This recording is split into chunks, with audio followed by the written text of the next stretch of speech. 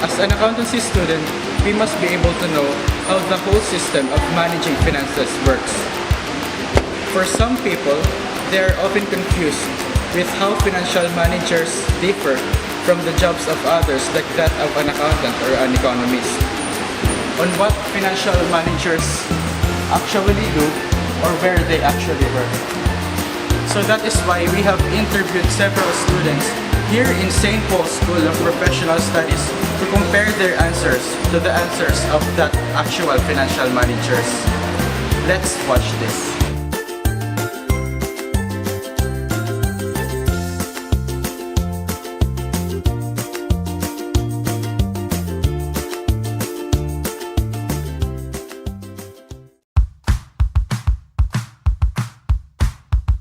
Accountable. Wise. Responsible. Smart. Wise. Cautious. They are responsible for handling and custody of money. Controls. Manages money.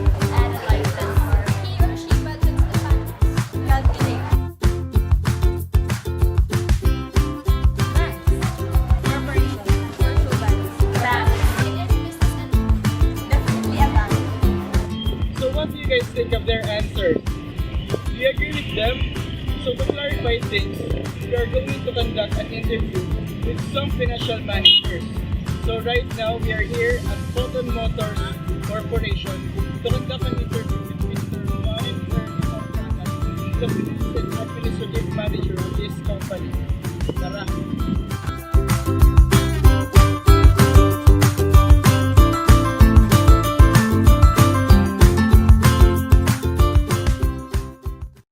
Warner Dallas, certified public accountant, graduate of St. Paul's School of Business and Law. And now professional studies na.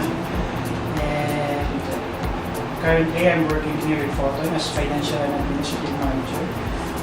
I started here at Photon since July of 2012. Soft opening there in Star Arapeto. And then we moved here February of 2013.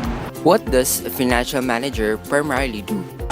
Theoretically, financial managers are in charge or responsible for the financial health of the corporation or the financial performance and condition of the corporation.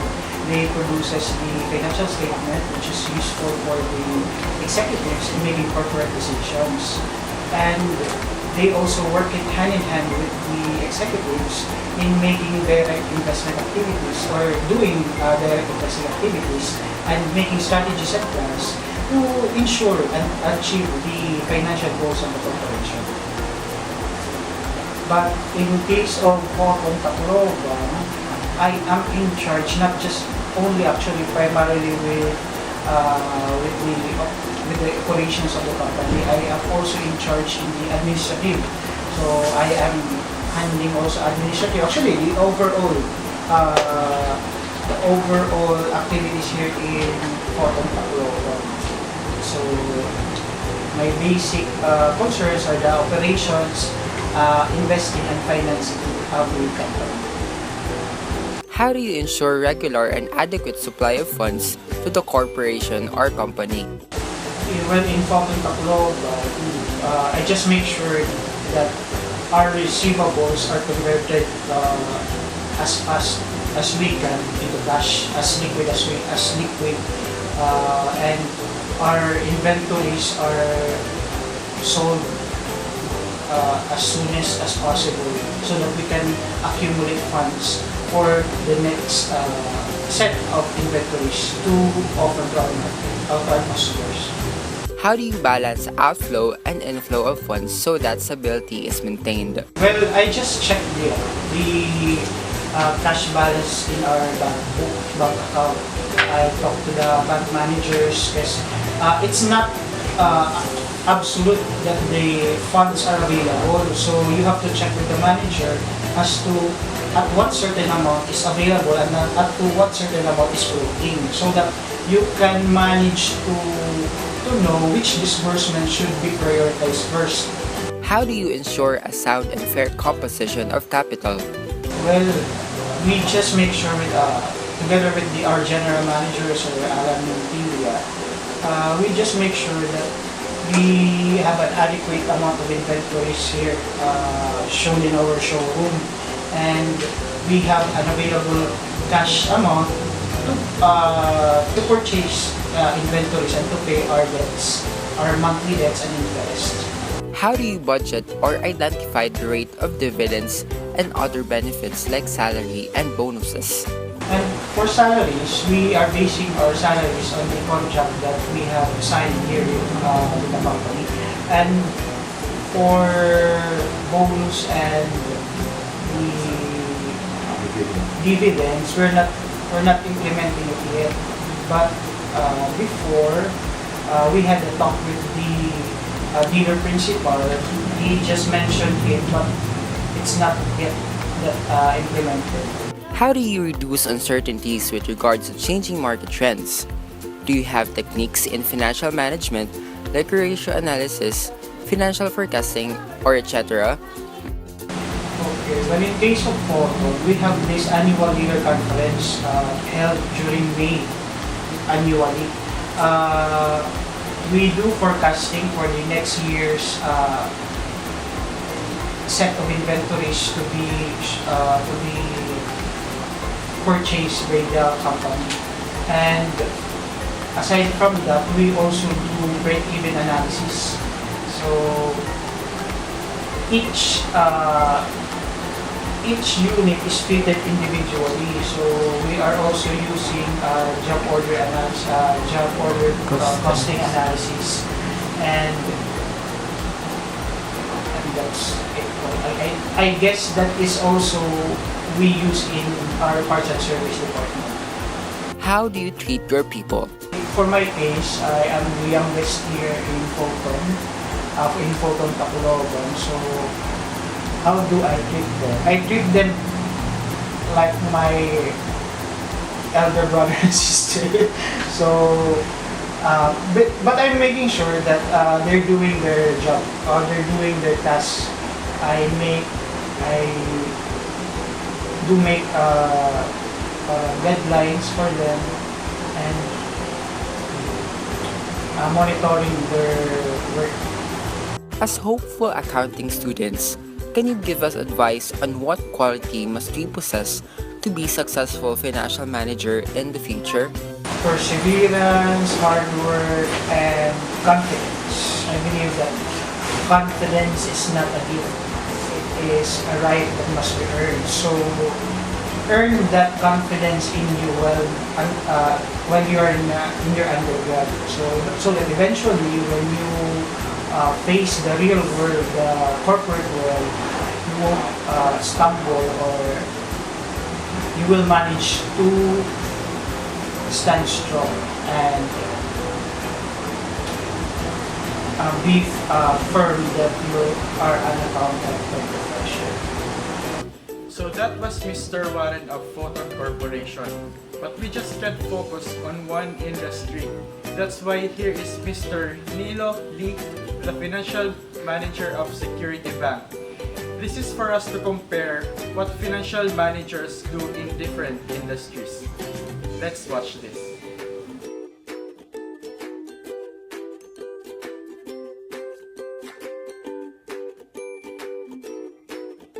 Does a financial manager primarily do? Primarily is responsible in monitoring the financial aspect of the bank, like target versus present or actual balance. Solicit clients per day basis, offer products to clients through phone, and actual contact. How do you ensure regular and adequate supply of funds to the corporation or company? Okay, the bank or branch has adequate supply of funds to meet the demand of cash from the clients, either withdrawals from savings or from investments. However, we set the limit since excessive cash is also a disadvantage for the bank. It is a non-performing asset. How do you reduce uncertainties with regards to changing market trends? Do you have techniques in financial management like ratio analysis, financial forecasting, or etc.? then we apply these in preparing our reports. Formulas are given to us by head office. How do you treat your people? It is basic. We give the best financial package for people. The non-cash benefit are also looked into, like hospitalization through health cards. Families are also considered, including the dependents. As hopeful accounting students, can you give us advice on what quality must we possess to be successful financial manager in the future? You should possess good personal qualities, like the ability to persuade people and the convincing power. Further, the ability to effectively communicate your ideas to the people.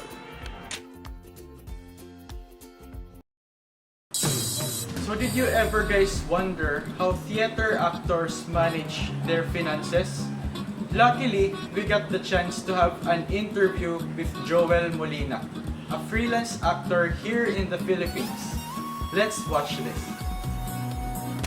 I am Joel Molina, freelance theater actor, commercial model, and I do TV series, TV guestings also. And I have my business in Valenzuela, which is apartments and commercial spaces for rent.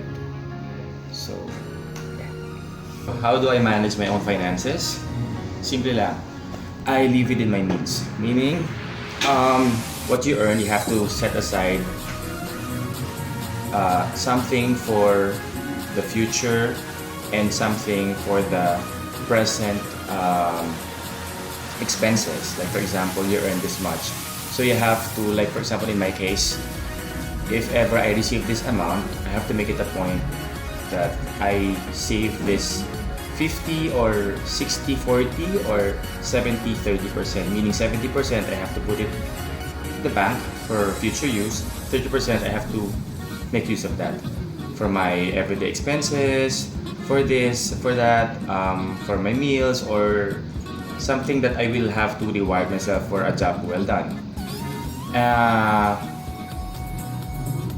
When I was starting, actually, I don't have that much because we're not that blessed to have a lot of resources. So I learned it the hard way on how to balance everything. So when I was parang high school or college or elementary actually, nagtitinda ka na ng ganito kasi nga what you have lang is your allowance for everyday school. So that's not enough.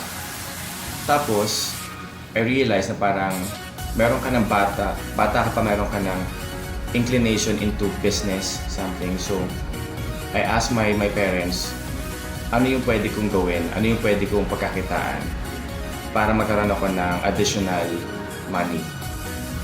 So nagtitinda ako ng mga candy, bulburon, yema, gumagawa kami ng gano'n at night, and then I have to sell it to my classmates or may mga teachers na bumili before. And then what I earned from that, I saved it. You have to find the business that excites you a lot or excites you the more, that interests you. So para lagi kang inspired to do good and to work hard, kasi nga yun yung pinaka, kumbaga sa isang, di ba, when you have a crush or something, or when you like this stuff, you will really try harder or gagawa ka talaga ng the best para makuha mo siya, mabili mo siya. So parang ganun din sa business. Parang hindi ka mawala sa focus at lagi kang inspired to do better and to improve that. Dapat yun yung pinaka-importante, yun ang pinaka-gusto mong gawin at yun ang pinaka-gusto mong palaguin. So I think that's the main key para hindi ka malugi at saka hindi ka maghinayang at wala kang regrets in the future. Wow! Doing this documentary film has taught us a lot of lessons. It broadened our perspective about the corporate world. So we would like to thank Mr. Warren Horcadas, Mr. Nilo Lee, and Mr. Joel Molina for cooperating with us. This documentary also inspired us to do better with our studies so we'll be able to follow their steps. Being a financial manager is never an easy job. So to all financial managers out there, you all have our respect. So that will be all. Thank you guys for watching.